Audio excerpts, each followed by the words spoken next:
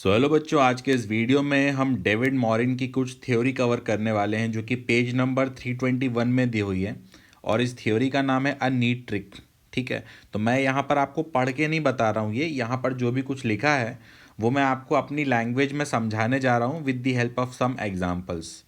सो funda ये है कि with the help of this technique we can calculate moment of inertia without integration of unknown objects. मतलब sorry, ये गलत बोल दिया, अननोन ऑब्जेक्ट्स। ऑब्जेक्ट नोन रहेगा, जैसे कि मान लो स्क्वायर है, या फिर मान लेते हैं कोई रॉड है, या फिर मान लेते हैं कोई ट्राइंगल है। तो ऐसा कोई ऑब्जेक्ट तो नोन होगा, लेकिन इसका मोमेंट ऑफ इनर्शिया हम कैलकुलेट करेंगे विदाउट एनी इंटीग्रेशन। ठीक है, और ये जो टेक्निक है जिसको कि मॉरिन साहब ने कहा है अ नीट ट्रिक, ये कुछ नहीं बस यूनिट एंड डायमेंशन पर बेस्ड है। यूनिट एंड डायमेंशन वाला जो चैप्टर होता है उसमें जो भी अपन बेसिक सी चीज़ें सीखते हैं उसी पर बेस्ड है। तो ये जो टेक्निक मैं आपको सिखाने वाला हूँ, इसके लिए आपको बस दो चीज़ों का नॉलेज होना चाहिए। एक है यूनिट एंड डायमेंशन, जो कि सभी बच्चों का अच्छा होता है। ठीक है, क्योंकि वो पहला चैप्टर होता है। बेसिकली बच्चों को अपने जाल में फंसाने के लिए पढ़ाया जाता है कि देखो बच्चों, कितना आसान फिजिक्स है ना। नए नए 10 से 11th में आए हो, चलो यूनिट एंड डायमेंशन पढ़ते हैं। ठीक है, तो अपने जाल में मछली को फंसाने के लिए ये पहला चैप्टर पढ़ाया जाता है। तो ये सब बच्चों का बहुत अच्छा होता है, सबसे बनता है। ठीक है, तो ये सबका क्लियर है। और एक और रिक्वायरमेंट है, वो ये कि ये सभी ऑब्जेक्ट्स का सेंटर ऑफ मास कहाँ होता है, बस ये पता होना चाहिए। ठीक है, तो ये जो टेक्निक है अ नीट ट्रिक, इसको कई लोग मेथड ऑफ स्केलिंग भी बोलते हैं। ठीक है, बाकी मैं मेथड ऑफ स्केलिंग नहीं बोलता, क्यों इतना बढ़ा चढ़ा के बोलूं। मैं सिंपली इसको बोलता हूं कि unit and dimension and nothing else. ठीक है, तो बस हम यूनिट एंड डायमेंशन यूज़ करेंगे, और ये यूज़ करेंगे कि किसी ऑब्जेक्ट का सेंटर ऑफ मास कहाँ पर है, जैसे कि इसका मिड पॉइंट पे होता होगा। और बस ये दो इन्फॉर्मेशन का यूज़ करके मैं आपको रॉड का, स्क्वायर का और ट्राइंगल का मोमेंट ऑफ इनर्शिया निकाल के बताऊंगा। ठीक है, और उसके बाद आप खुद से ट्राई करना और बाकी चीज़ों का। और मतलब ऐसा कोई आइडिया आए आपके पास, या किसी और चीज़ का आप डिराइव कर दो इस टेक्निक की हेल्प से, तो बताना मुझे कमेंट सेक्शन में। ठीक, तो सबसे पहले स्टार्ट करने जा रहा हूँ मैं रॉड की हेल्प से। तो मान लेता हूँ कि ये कोई रॉड है।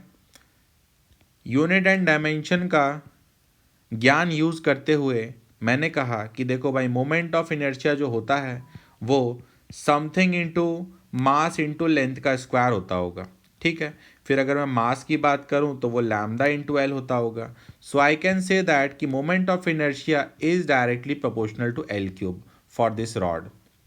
ठीक है, अब मान लेते हैं कि मुझे इस एक्सिस के अबाउट इसका मोमेंट ऑफ इनर्शिया पता करना है, कि इसके सेंटर ऑफ मास से एक एक्सिस पास करता है जो कि परपेंडिकुलर टू द रॉड है,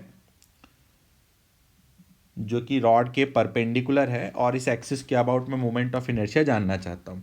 तो पहले तो मैंने ये कहा, ठीक, कि लेंथ क्यूब पे डिपेंड करता होगा। फिर मैंने क्या किया कि जो मुझे कैलकुलेट करना है उसको मैंने बोल दिया कि चलो इसको आई नॉट मान लिया। ठीक है, तो आई अबाउट सेंटर ऑफ मास को हमने आई नॉट मान लिया। फिर मैंने इस रॉड के दो टुकड़े कर दिए, आधा आधा कर दिया रॉड को, और मैंने कहा कि फुल रॉड का अगर आई नॉट था तो ये जो हाफ रॉड है इसका आई नॉट बाई टू होना चाहिए। मान के चल रहा हूँ, बात समझ में आ रही होगी। पूरे का आई नॉट था, हाफ का आई नॉट बाई टू। अब ये जो हाफ है इसका सेंटर ऑफ मास कहाँ है, इसका सेंटर ऑफ मास यहाँ है। ठीक है, और क्योंकि आई सेंटर ऑफ मास तो मैंने आई नॉट मान रखा है। ठीक है, और मैंने ये मान रखा है कि जो आई है या आई नॉट है that is proportional to L cube. और यहाँ लेंथ तो हाफ हो चुकी है ना, तो अगर लेंथ हाफ हो चुकी है तो मोमेंट ऑफ इनर्शिया 1/8 हो चुका होगा। तो ये जो छुटका सा हिस्सा है इसका जो मोमेंट ऑफ इनर्शिया होता होगा सेंटर ऑफ मास के अबाउट, ठीक है, आई अबाउट सेंटर ऑफ मास, ये होता होगा आई नॉट बाय 8। ठीक, अब यहाँ पर हम कुछ नहीं, बस पैरेलल एक्सिस थ्योरम लगाएंगे। ये कितना होता होगा, ये L/4 होता होगा। ठीक है, तो मैं लिख सकता हूँ, कहाँ गया पॉइंटर, मैं इस पॉइंट के अबाउट आई लिखने जा रहा हूँ जो कि आई नॉट बाय टू था। सो लिख सकता हूँ मैं I naught by two is equal to I about centre of mass plus M L/4 का स्क्वायर। और आप देख सकते हो अब इस इक्वेशन में सिर्फ और सिर्फ आई नॉट ही बचेगा जो कि ईजिली कैलकुलेट हो जाएगा।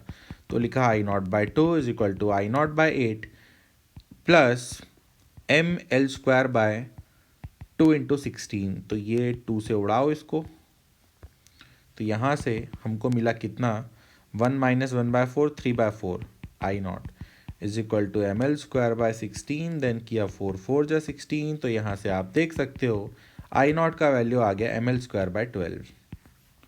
तो मैं इसी टेक्निक की बात कर रहा था कि इंटीग्रेशन की ज़रूरत नहीं पड़ी, सिर्फ यूनिट एंड डायमेंशन यूज़ किया है और इस फैक्ट को यूज़ किया है कि सेंटर ऑफ मास कहाँ होता है।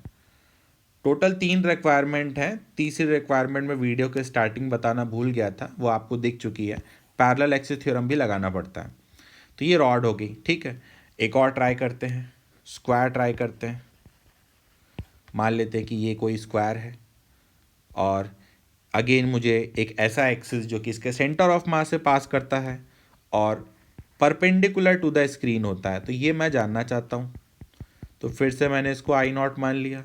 फिर से मैंने कहा कि जो I0 होता होगा वो समथिंग इंटू ML² होता होगा, ठीक है। या इसका साइड अगर मैं A मानता हूँ तो समथिंग इंटू MA² होता होगा। फिर मास को मैं बोल सकता हूँ सिग्मा इंटू एरिया।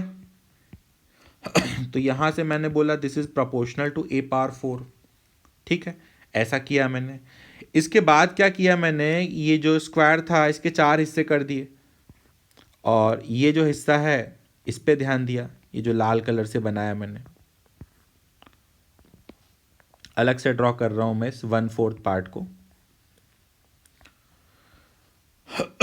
और मैंने कहा कि मैंने ये कहा कि इस पॉइंट के अबाउट पूरे का I0 था, ठीक है।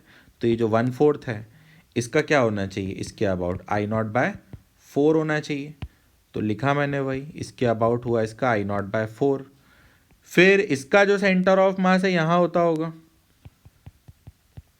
और अभी अभी हमने देखा था फिर से कि I about centre of mass A⁴ पे डिपेंड कर रहा है। तो इसका साइड आधा हो चुका है, तो अगर साइड आधा हुआ है तो ये 1/16 हो गया होगा, तो ये I0/16 हो गया होगा। अब फिर से क्या करना है, आपको पैरेलल एक्सिस थ्योरम लगा देना है, ठीक है।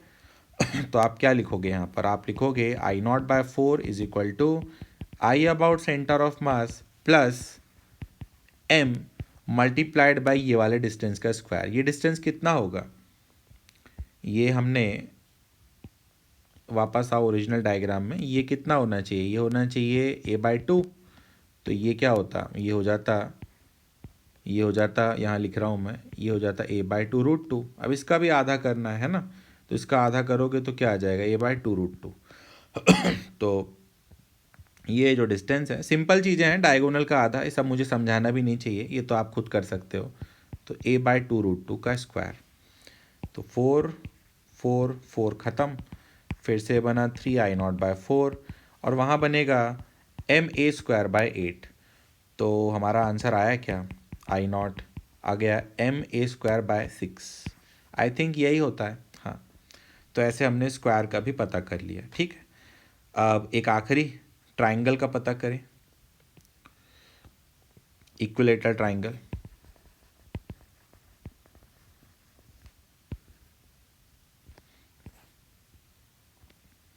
इसमें मज़ा आएगा। मैं चाहता हूँ आप लोगों से कि आप लोग ना वीडियो पॉज करो यहाँ पे और ट्राइंगल का ज़रा खुद से ट्राई करके देखो, खुशी मिलेगी, मतलब एक अंदर से एकदम हैप्पी हैप्पी हो जाएगा दिल अगर बन गया तो। बाकी थोड़ा ट्रिकी है ये ट्राइंगल वाला, लेकिन करके तो देखो एक बार, है ना। तो देखो ये कोई ट्राइंगल है, फिर से ये रहा इसका सेंटर ऑफ मास जो कि सेंट्रॉइड पे होता होगा, और अगेन एक ऐसा एक्सिस जो कि स्क्रीन के परपेंडिकुलर है, उसके अबाउट हम इसका मोमेंट ऑफ इनर्शिया जानना चाहते हैं। फिर से इसको मैंने I0 कहा, इसका साइड A होता होगा और फिर से यहाँ पर भी यही फंडा चलेगा, I0 is proportional to A⁴, ठीक है। अब सवाल उठता है क्या करें। तो अगर आपने पिछले 2 एग्जाम्पल ध्यान से देखे हो, 2 ट्रेंड आपने नोटिस किए हो, तो आपने काम की चीज़ ये नोटिस की होगी कि ये रॉड था, ये भी रॉड है, ठीक है। ये स्क्वायर था ये भी क्या है, स्क्वायर है। तो वही फंडा आपको यहाँ पर भी फॉलो करना चाहिए कि ये अगर इक्विलेटरल ट्राइंगल था तो यहाँ पर आप जो एक छोटा हिस्सा ढूंढोगे ना, वो भी इक्विलेटरल ट्राइंगल होना चाहिए। तो ये देखो, ये बनाया मैंने एक और इक्विलेटरल ट्राइंगल इसी के अंदर, और आई थिंक इस पर बेस्ड जेई मेंस और जेई एडवांस पे प्रॉब्लम भी आ चुका है।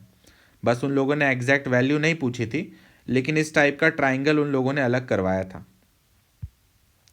ठीक है, मतलब मॉरिन से सवाल उठ करके आते हैं, है ना, एडवांस में भी आते हैं, मेंस में भी आते हैं। अच्छा, इस साल जेई 2025 में भी एक सवाल मॉरिन का एज इट इज़ आया था, वो जिसमें दो ऑब्जेक्ट ऐसे कोलाइड किए थे, कुछ मैक्सिमम डिफ्लेक्शन वगैरह पूछा था शायद, जो कि सेंटर ऑफ मास फ्रेम में जल्दी सॉल्व होता है, ग्राउंड फ्रेम में सॉल्व करो तो डिफरेंशिएशन से सॉल्व होता है। तो वो सवाल भी मॉरिन का था। तो मतलब जेई रेलेवेंट है, मॉरिन लगा सकते हैं लेकिन वही है, वो 2 स्टार और 3 स्टार तक जाना चाहिए जेई के लिए, ये इसमें रेलेवेंसी रहती है। जैसे आप 4 स्टार में जाओगे वो इरेलीवेंट हो जाएगा जेई के लिए। चलो, बाप फालतू में फ्री का ज्ञान दे दिया मैंने। क्वेश्चन पे आते हैं।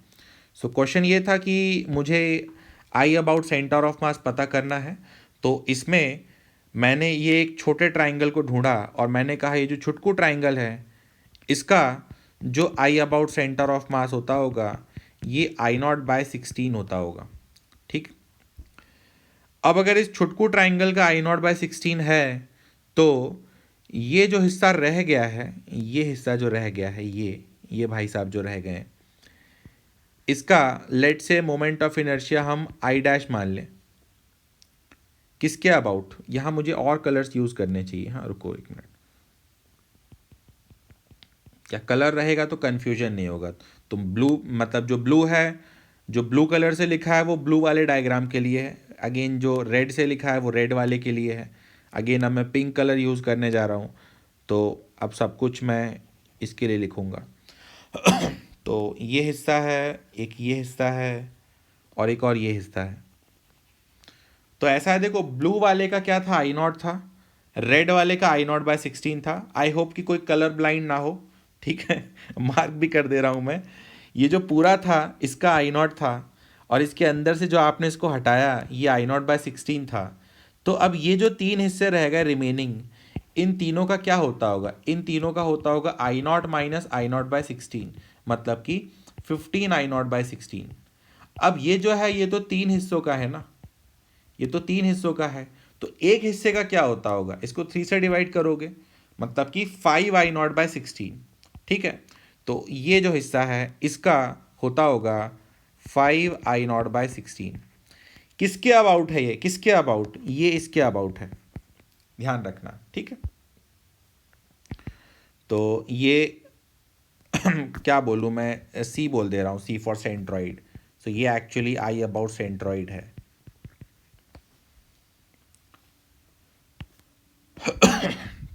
सी भी नहीं बोल रहा हूँ मैं, इसको ओ बोल दे रहा हूँ। तो ये जो आई है, अरे यार ये आई और I0 एक से लिखने लगेंगे, फिर कुछ और बोलना पड़ेगा। तुम लोग सोच रहे होगे सेंट्रॉइड बोलने में क्या दिक्कत है, दिक्कत है, थोड़ी देर बाद एक और सेंट्रॉइड आने वाला है, क्योंकि इसको मैं पी बोल रहा हूँ। ठीक है, तो ये जो आया है ये आई अबाउट पी आया है, किसका, इस पिंक वाले का। ठीक, अब अगेन इस पिंक वाले को मैंने थोड़ा बाहर निकाल के बनाया, और मैंने कहा कि ये जो पिंक वाला है इसका मोमेंट ऑफ इनर्शिया पी के अबाउट मुझे पता है, जो कि कितना है, 5I0/16। ठीक है, अब अगेन ये जो पिंक वाला हिस्सा है इसका सेंटर ऑफ मास यहाँ कहीं होता होगा, और इसके खुद के सेंटर ऑफ मास के अबाउट क्या होता होगा, I0/16, क्योंकि साइड आधा हो चुका है। ठीक है, अब मुझे बस ये डिस्टेंस चाहिए, ये डिस्टेंस मुझे मिल जाए, मैं पैरेलल एक्सिस थ्योरम लगा दूंगा और मेरा आंसर फटाक से आ जाएगा। ठीक है, तो मैं सोच रहा हूँ ये डिस्टेंस तुम लोगों को ना समझाऊँ, है ना, क्योंकि इतना तो ज्योमेट्री तुम लोगों को करना चाहिए चलो समझा देता हूँ, छोड़ो। देखो ये ट्राइंगल था, यहाँ कहीं पे सेंट्रॉइड था, ये आपको पूरा पता होता है, ये √3a/2 होता है। फिर आप जानते हो बहुत अच्छे से कि ये जो हाइट होती है और ये जो होती है ये 2:1 का रेशो रखती है, 2/1 का रेशो होता है। तो उस फंडे को यूज़ करते हुए ये मैं लिख सकता हूँ, ये इसका 2/3 होता होगा। तो अगर इसमें 2/3 मल्टीप्लाई करूँगा तो क्या बनेगा, a/√3। ठीक है, तो ये डिस्टेंस हो गया a/√3। फिर इसी के अंदर एक और ट्राइंगल था, ये ट्राइंगल था इसी के अंदर, पिंक कलर से बनाया था।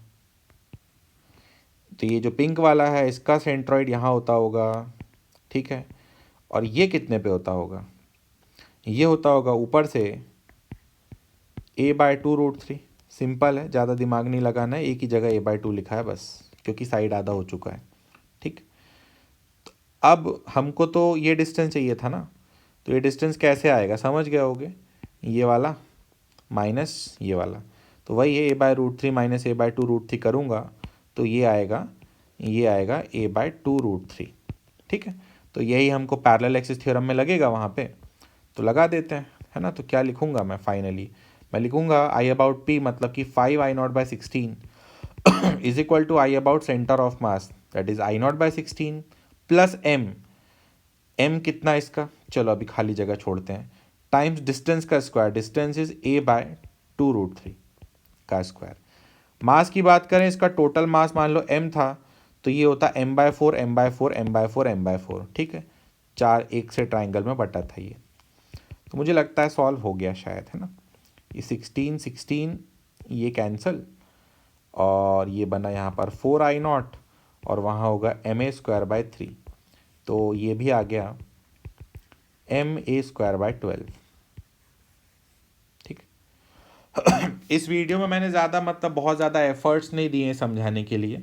मैं मान के चल रहा हूँ कि देखने वाले जो लोग हैं वो होशियार हैं, उनको सब आता है।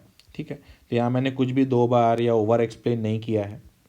ठीक है, तो अगर कुछ चीज़ किसी चीज़ में डाउट हो तो दोबारा देख लेना, थोड़ा वीडियो आगे पीछे करके समझ में आ जाएगा। मुझे लगता है डाउट अगर आएगा भी तो इस पार्ट में ही आना चाहिए, क्योंकि यहाँ 3 कलर्स आ गए थे। तो देख लेना, थोड़ा सा पॉज करके रिपीट करके आ जाएगा समझ में। ठीक है, तो मान के चलते हैं कि कुछ ना कुछ नया सीखा होगा। अच्छा, तो शायद ही सीखा हो, क्योंकि ये चीज़ मुझे लगता है कि बहुत बच्चों को पता होती है पहले से कि यूनिट एंड डायमेंशन से मोमेंट ऑफ इनर्शिया कैसे निकालते हैं। फिर भी जिनको नहीं पता उनके लिए मैंने वीडियो बनाया। मिलते हैं नेक्स्ट वीडियो में, ऑल द बेस्ट।